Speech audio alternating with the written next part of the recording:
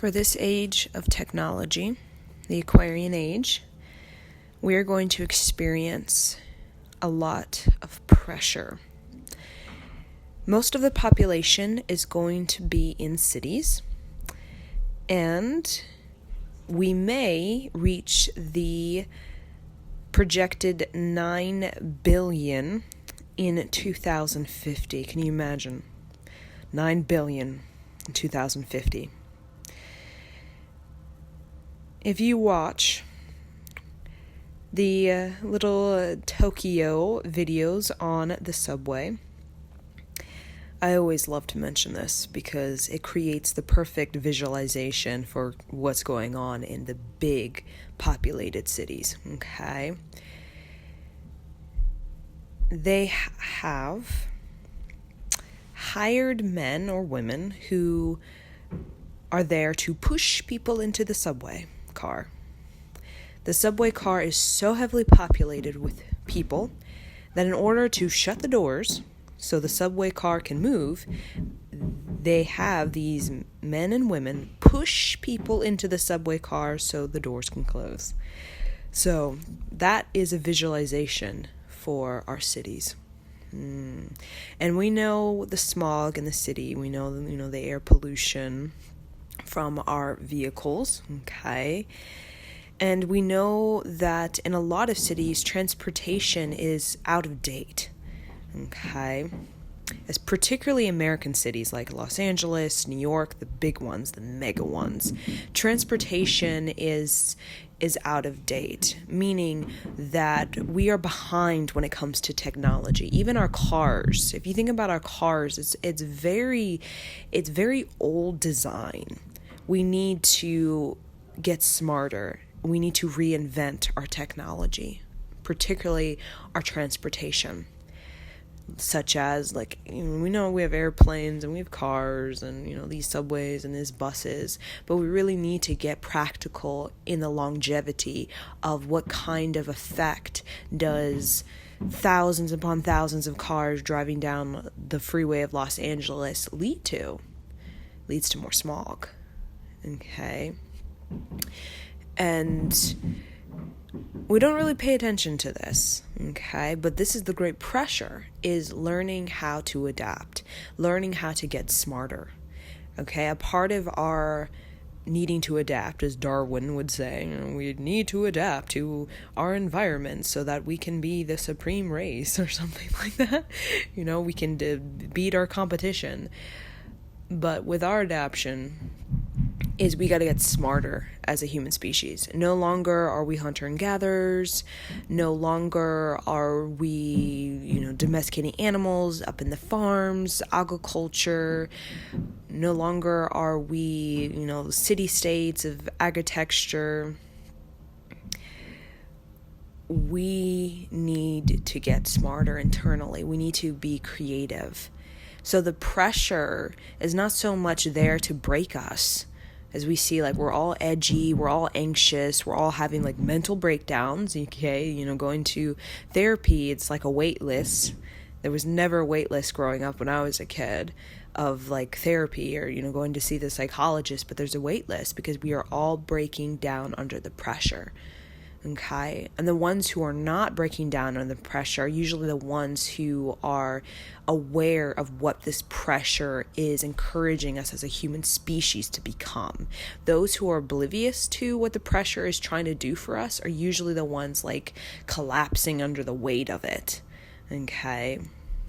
So the pressure of this technology age called the Aquarius, okay, the Aquarian Age, is encouraging us to get a stronger nervous system, okay, first of all, okay, because a lot of the breakdown is in the nervous system. The nervous system's getting too jittery, it's getting too anxious, okay, we can call it ADHD, we can call it ADD, where we basically have the jitters, okay, we have the jitters, because our nervous system just, it can't handle it, it can't hold it, because it's never had to hold such pressure through the system before, such fast moving energy, and there's a velocity of energy. Time is getting quicker, than it was. You can say, in your parents' or grandparents' generation, time is getting quicker. So there's a lot more energy being circulated. There's a lot more energy moving through the system very rapidly. And if the nervous system has a caliber of we're hunters and gatherers, or we're living on the farmland, it's not gonna be able to handle it. It's going to break under the pressure. So why are we being encouraged to have a stronger nervous system? Because as a human species, through the velocity of everything getting rapid, everything getting quick, just the energy in our computer called the brain, it is being awakened. Our DNA, our RNA is being reconfigured right now as we're speaking. Okay, our mainframe is being exploded open with all of this information, with all of this data, with all of this, you could say, wisdom of the self. It's all being accessed, it's all being available. So that library of information internally, externally, everywhere around, is now available. Why is it available? Because we need creative solution. We need creativity. That's part of the golden age. And the reason why our mainframe is just being blown open, okay? Our DNA, our RNA is being reconfigured, repatterned, remodeled. We're opening up codes that we've never accessed for thousands of years on this planet Earth, is because the golden age is initiating us. And this is just the beginning process. This is the beginning process of being reinitiated into a creative genius society. Now, a lot of us think oh, wow, that, that's maybe not, whoa, that, we're not there yet. But this is why we're being pressured. It's simply that the golden age of our creative genius that we have experienced on planet Earth, I would say 3 times. Okay, 3 times. We talk about the Lemurian, the Atlantean, the Egyptian, Arabian. Even before that, when we talk about the Syrian, such as the Sirius star, okay? We talk about the Anunnaki beings and their civilization, Orion, Pleiades, collaboration on this planet. So it's not just we go back to Egypt and then before that we're living up in caves. There's been other golden ages on this planet. Okay, and they all have integrated and embodied ancient wisdom of these star systems, star nations, high council beings called masters, okay, masterful beings, have all integrated and embodied their authentic code in this planet system called Earth, this solar system, even Mars, Venus, that kind of thing, to help us create the frameworks for a creative civilization such as the golden age. Okay, a creative civilization called creative genius. So a part of strengthening the nervous system through the breath, because there's a direct correlation to the breath. A shallow breath nervous system doesn't have the energy reserve to actually handle the velocity of energy moving through its system. So breath is very important, okay? And also movement of the body. So all of that energy that's moving, it needs you to move. So sitting like a stick is not going to really support that velocity of movement. It wants to disperse itself. It wants to enliven itself. It wants to reprogram itself and reprogram you. That's why the nervous system is jittery. That's why it's anxious. That's why it's shaking. That's why it's ADHD or ADD, because it's wanting to reprogram you. But you have to give it a pathway for it to do that. So we do yoga or breath work or kundalini or anything that is really connecting the breath with the origami of the body will help the nervous system to naturally reprogram you naturally to be more creative. And when you're more creative, you have more options, and therefore you're not bound to the whole primitive sort of survival reptilian brain of fight or flight. I'm gonna have to fight my way to work through the highway and cuss everybody out, or I'm gonna flee and I'm just gonna leave everybody behind because I don't like anybody. That's that reptilian, the primitive, more primal part of ourselves. But we're entering to that neocortex part of ourselves. You talk about, that the top of the spine, that frontal lobe area. where we are able to find creative solutions to any sort of complexity we have on this planet Earth, and do it quite quickly with great velocity. Okay, we become masterful multitaskers, masterful multidimensional beings that can perceive things in a multidimensional perspective rather than a reptilian fight or flight, right or wrong, good or bad, black and white, and that's that. Okay, that is a very like a more like reptilian primal part. So part of that is evolving us into creativity. We are being encouraged on this planet to be creative, to focus on creativity. Okay? When we focus on creativity, we are opening our DNA, our RNA. We're opening the neurology of our brain waves. And why is that important? Because through that opening of ourselves, we're able to connect with new patterns, new forms, new thought forms. Call it ingenuity. We're able to open up to that ingenuity because creativity is a pathway.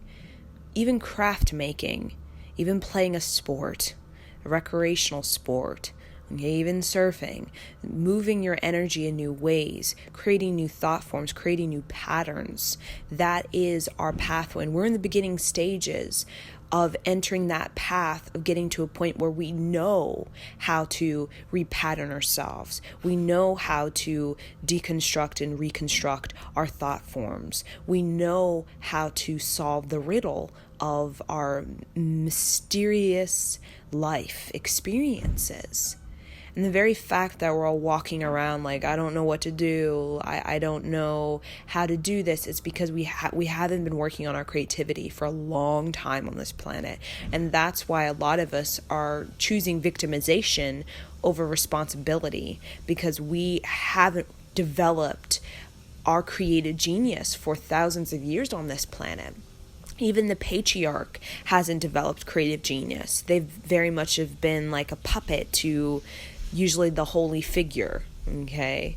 The holy figure of like a priest or some godhead, and they have basically just been reciting what that spiritual leader has been reciting in the script or to his discipleship, members. So right now, we are being initiated into our creative solution. So through becoming more creative, even like poetry or even art making, whatever it is, it's so vast, it's so deep, it's so multidimensional. Creation is this great universe, and it is so multidimensional, and it's so colorful, and it's so unique, and it's so original. So anything that makes you feel original ultimately makes you feel unique.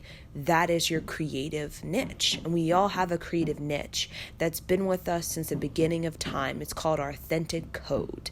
And through many lifetimes, we are trying to integrate and embody the massive energy of that oversoul, or of that authentic code that connects us with all lifetimes, with all incarnational lessons and assignments and tests and masteries, so that we can come into the fullness right here and now, where we can access that, where we can integrate and we can use it to help us to solve the riddle of our life.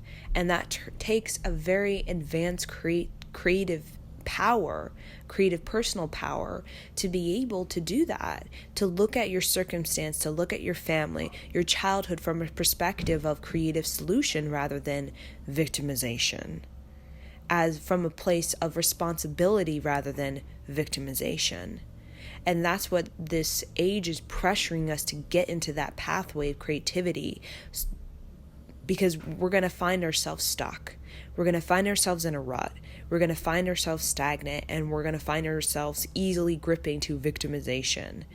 But none of that is going to give us the vitality or vibrancy that we require at this time to really be alive and not just a zombie, to be alive.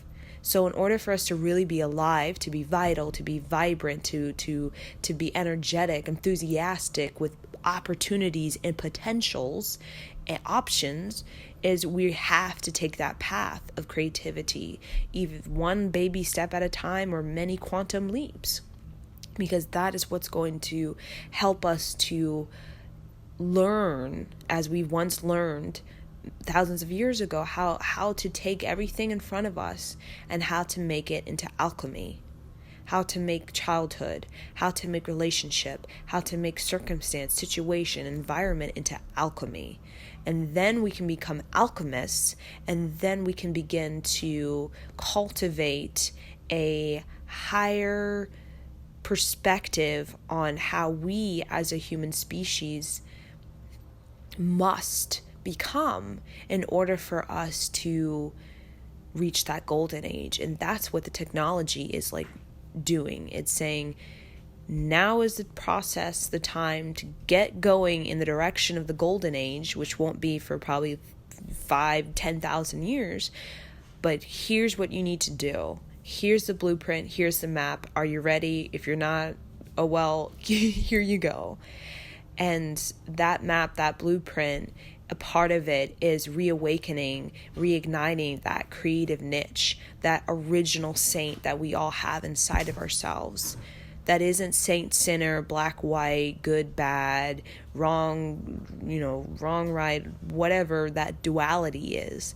It is about creating that bridge for duality of judgment to come into compassion, so that we as a human species can begin to evolve our understanding on what it means to have a human experience, so that we can get into what we call a communion of creative conversation. And that's what we're yearning for, a communion of creative conversation. Do you know what I'm saying? There's technologies in this world, in countries that are very sophisticated, and technologies in other countries that are very primitive and destructive and toxic. And why is that? Why do some countries have that and others are like, whoa, what's going on? Is because there's not a communion of creative conversation happening on this planet. We are very much still in the hierarchical economic division, the organized religion of who gets the wisdom and who doesn't get the wisdom, okay?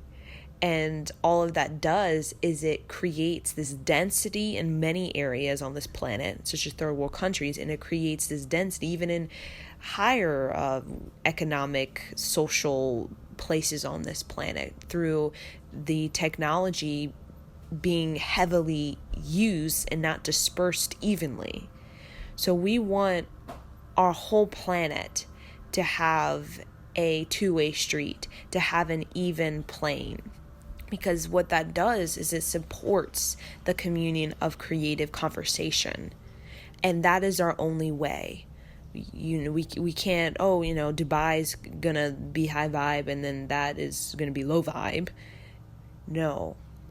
We as a human species understand that pollution for one area affects the entire planet. It does. Okay? Because it travels. Like the ocean, everything travels. It moves around like the body. If you have some fungus in your foot, it will get into your blood and it will get into your heart and it will get everywhere inside of you and create a total system disease. Okay? And we're beginning to recognize, and that's why we're being encouraged to really heavily develop our own creative niche, our own originality as a personal level, so that when we come to the community, we have a creative conversation. And then when community interacts with other communities, we have a communion of creative conversation. So that's kind of a brief discussion for today.